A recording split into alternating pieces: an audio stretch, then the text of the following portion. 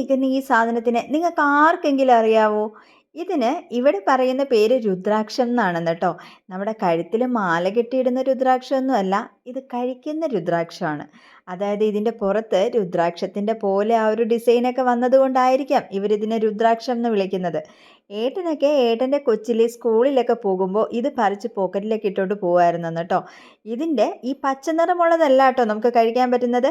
ഇതിങ്ങനെ ഉണങ്ങി ആ ഒരു കറുത്ത നിറത്തിൽ വരും.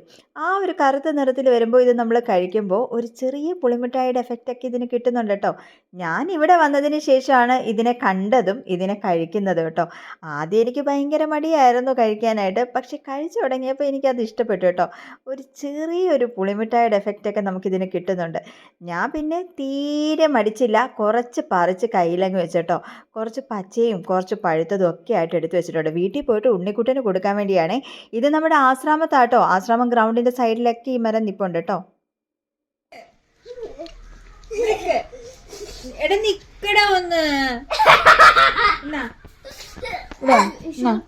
നീ ഇത് കണ്ടിട്ടുണ്ടോ? ഈ മിഠായി ഇതുവരെ കഴിച്ചിട്ടുണ്ടോ? ആ കാണിക്ക്.